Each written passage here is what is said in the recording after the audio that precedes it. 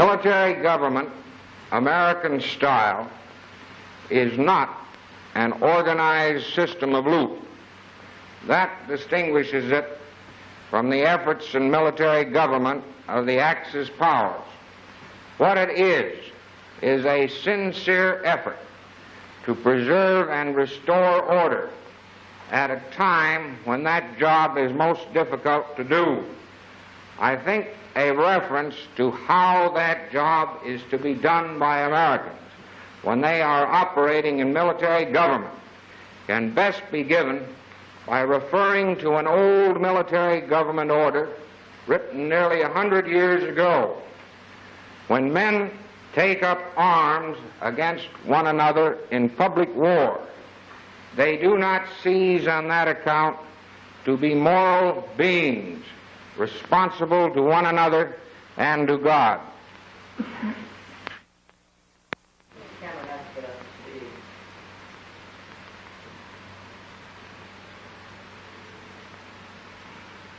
Military government, American style, is a sincere effort to preserve order among civilians when that job is most difficult to do. I think an illustration of the way we are to act in doing that job may be very well taken from a famous order written nearly 100 years ago about military government in America. Men who take up arms against one another in public war do not cease on this account to be moral beings responsible to one another and to God.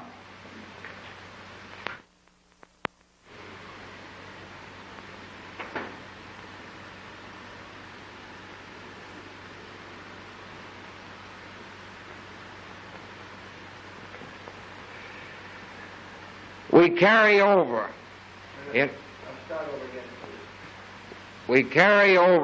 into American military government in an occupied territory many of the principles that we apply here in America itself.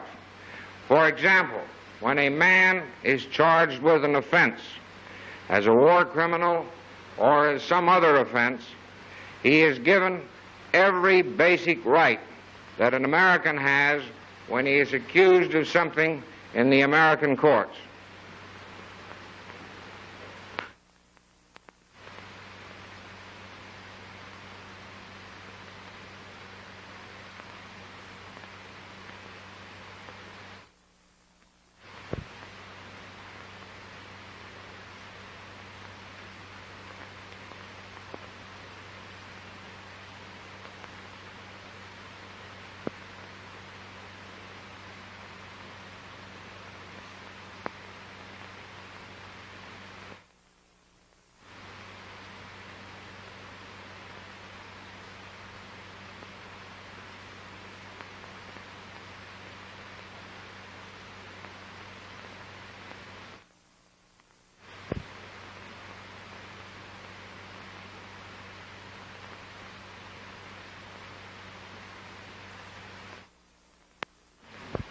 When I drop my hand, Colonel, we will start. Very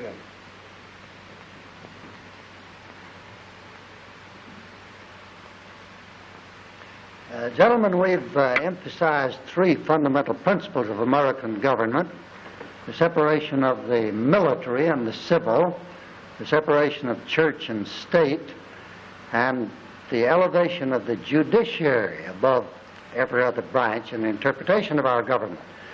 Have you comments or questions on any one of these? Don't you think, Colonel, that those things are typical outgrowths of American development, and that it is not possible to come to a similar achievement in continental Europe, especially in Germany? Well, these are all children of their own soil, but the soil is much alike the world over, isn't it? Yes, I think that men basically are the same, but nevertheless America has had a special chance in developing the kind of government which you have described, because it was free from the legacy of dynasties.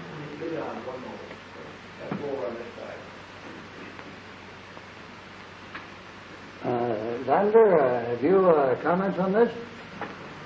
Well, it's very difficult because I fear that we are so much the children of our country that we see differences which you...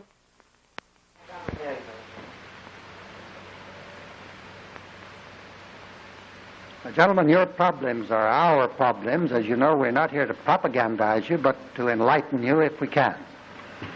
Sir, I really should like to elaborate a little bit more on the problem of the separation of church and state, because I really think that the fact that we never achieved in establishing that separation had a great bearing upon the whole development of our country.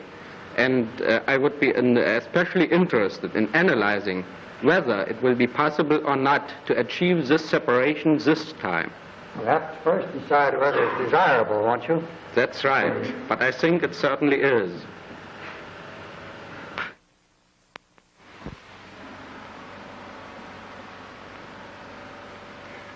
Fellow students, I'm open to further instruction, for I'm here to learn as much as you.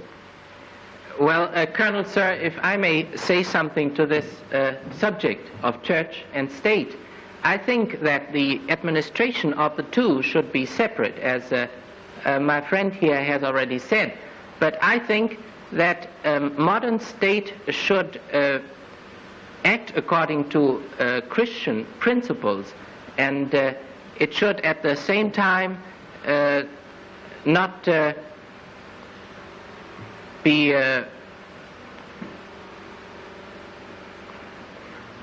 It should, but do you know any way of getting it to do so? well. You don't hope by separating them to achieve that end, do you? Yes, I think that the administration can be separate, but that at the same time the government should consist of persons, and the state should consist of persons that are on the ground of Christianity. It is a consummation devoutly to be wished. Yes, but I think that if Germany in former years had been on the ground of Christianity, I think that much of the atrocities and much of the inhuman things that have happened would not have happened.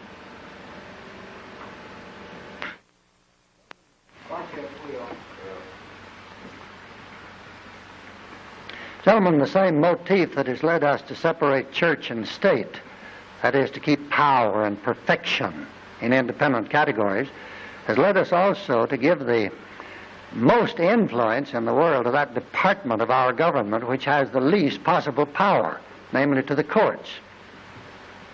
Well, sir, you say they have the least possible power. They certainly have no executive power, but I think law and justice in itself is a power as long as it is respected.